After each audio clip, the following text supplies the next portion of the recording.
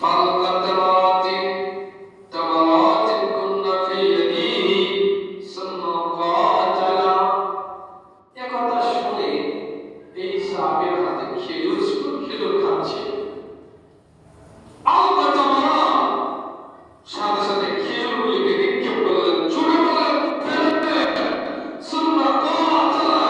যুদ্ধে অংশগ্রহণ করলেন, হাত্তা কুতিলা, এমনকি শাহাদাত বরণ করলেন। কারণ নবী মুহাম্মদ সাল্লাল্লাহু আলাইহি ওয়াসাল্লাম জিহাদে বলেছেন, ওহুদের ময়দানে শহীদ হলে তুমি জান্নাতে যাবে। তাহলে সাহাবী চিন্তা করলেন, আমি তো শহীদ হলেই জান্নাতে, আর জান্নাতে তো খাবারের অভাব নেই, আর এই খেজুর খেতে খেতে আমার যে বিলম্ব হবে, দেরি হবে, তাহলে এটা সহ্য হলো না। খেজুর খাবার দরকার নেই, খেজুরকে ফেলে দিয়ে যুদ্ধের ময়দানে ঝাঁপিয়ে পড়ে। তাহলে তারা জান্নাত পাগল পাওয়া সাহাবী ছিলেন।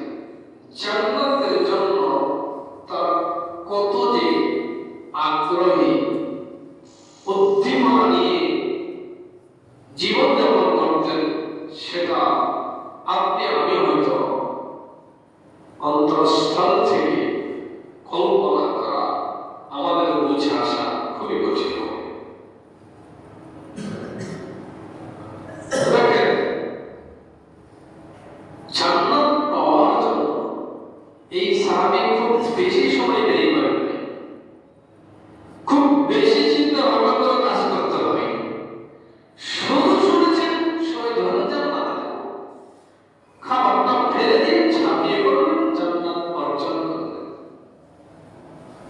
এর নাম হলো দৃঢ় প্রতিজ্ঞা, দৃঢ় আকাঙ্ক্ষা, ঈমান মজবুতি, ইমানি শক্তিশালীর কারণে যেমন ইচ্ছা পোষণ করেছেন আল্লাহ সুবহানাহু ওয়া তাআলা, তেমনি কবুল করে নিয়েছেন। অল্প সময় দেরি করে জীবন আল্লাহর রাস্তায় বিলীন করে দিয়ে শহীদ হয়ে গেলেন। জান্নাত উপার্জনের জন্য, ভালো কাজের জন্য সবথেকে বড় সম্পদ যেটা দরকার, সেটা হলো আপনার আমার ইচ্ছা শক্তি, মনোবল দরকার। তাই তো আমরা বিভিন্ন প্রতিযোগিতায় দেখতে পাই, যাদেরকে ক্ষমতায় দুর্বল, সেই লোকটা জিহাদের ময়দানে অনেক কাফেরকে হত্যা করে নিজেও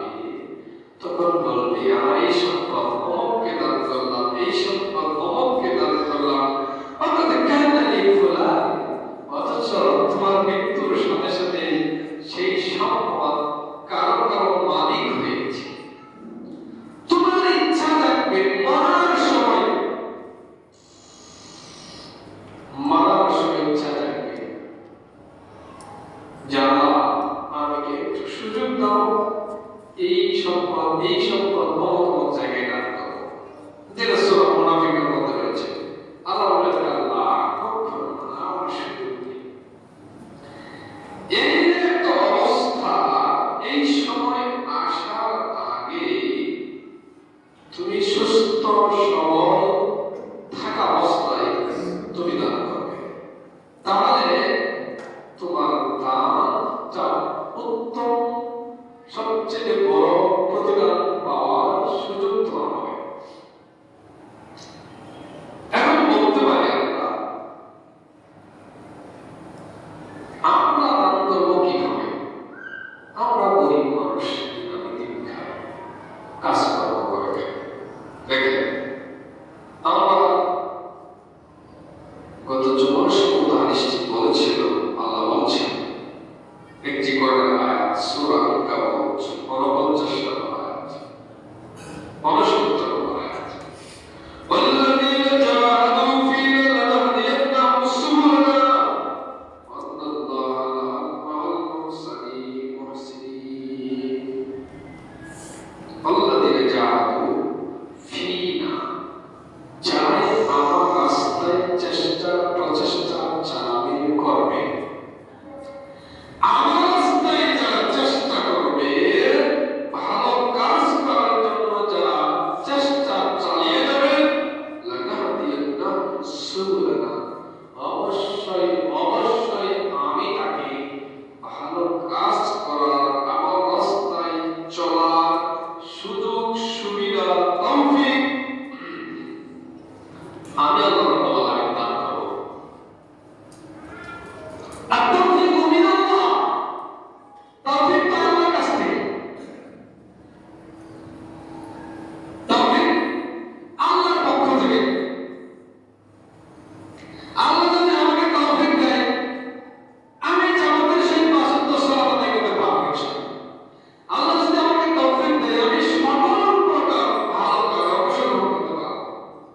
তবে এই তৌফিকের জন্য কি করতে হবে? আল্লাহ বলেছেন, আল্লাযীনা জাহাদু ফীনা, যারা আমার রাস্তায় চেষ্টা করবে, দৃঢ় প্রতিজ্ঞা পোষণ করবে, দৃঢ় আকাঙ্ক্ষা করবে, জাহাদ, আমি সুযোগ পেলে ভালো কাজটা করব, আমি সুযোগ পেলে এই ন্যায় কাজ, এই সৎ কাজ আমি করব।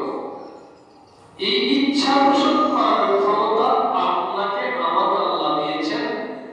আমাকে ইচ্ছা পোষণ এবং চেষ্টা করার ক্ষমতা আল্লাহ দিয়েছেন।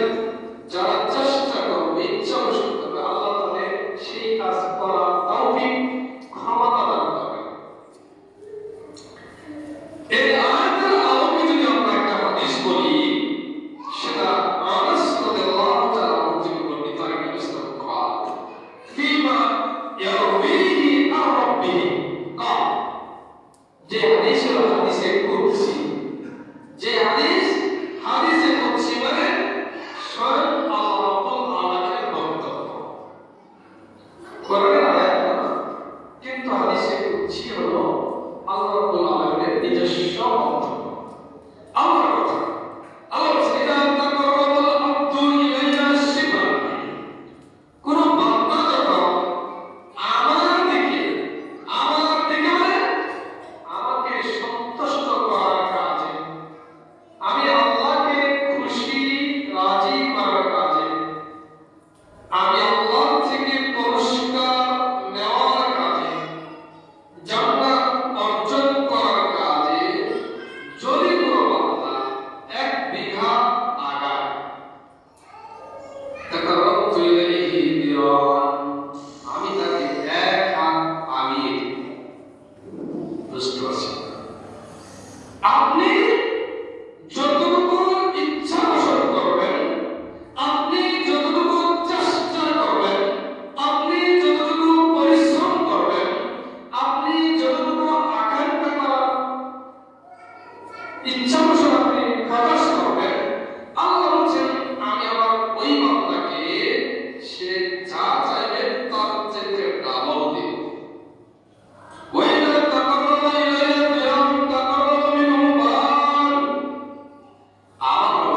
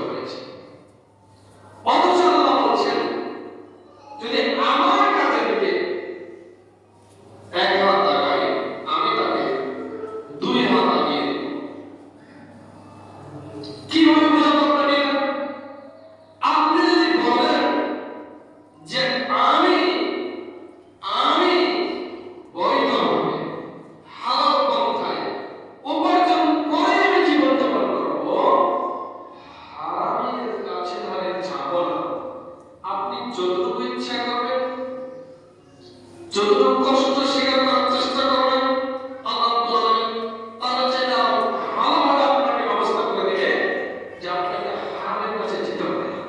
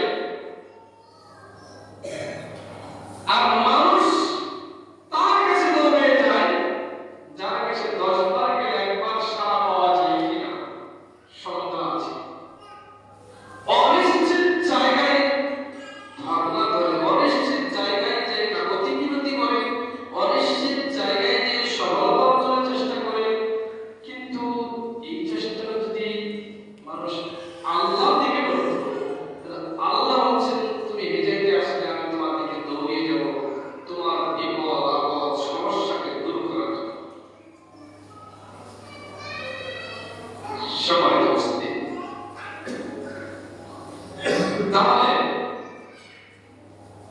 আমাদের ভালো কাজ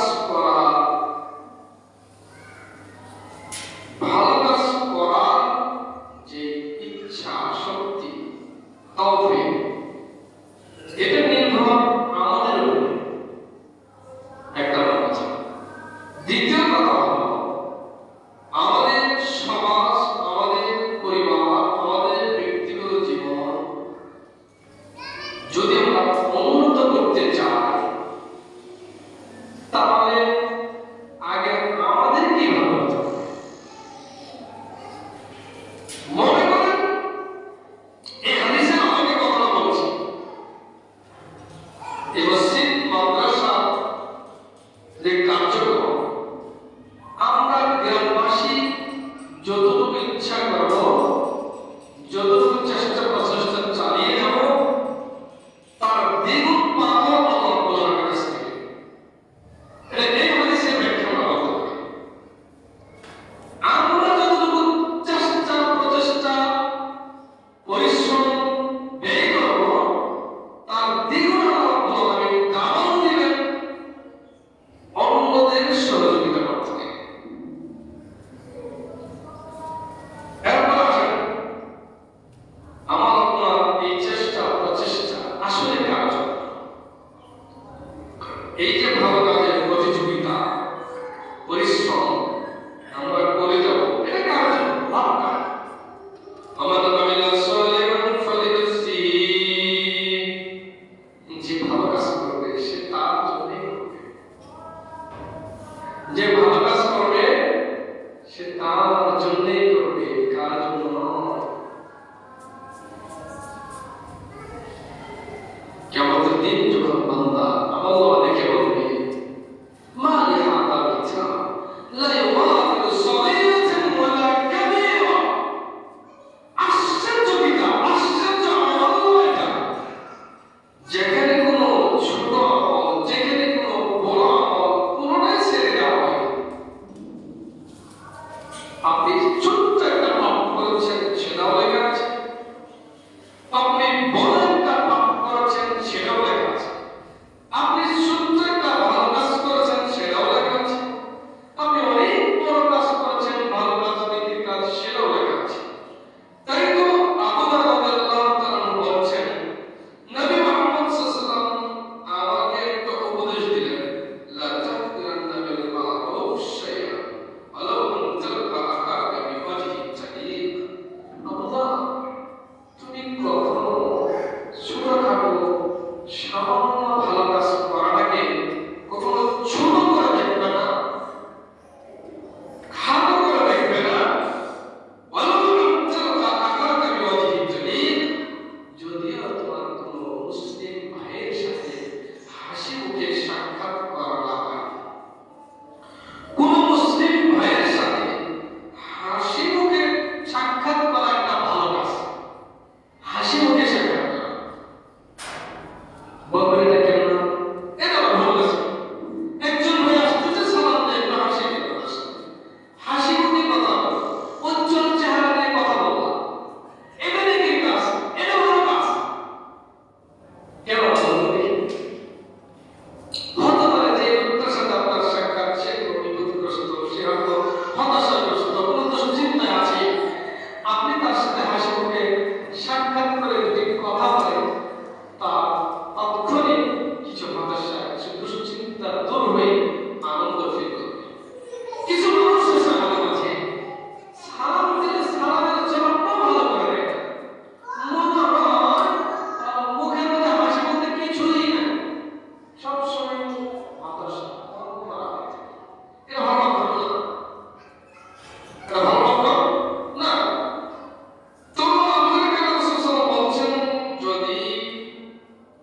হাসি মুখে কোনো ভাইয়ের সাথে সাক্ষাৎ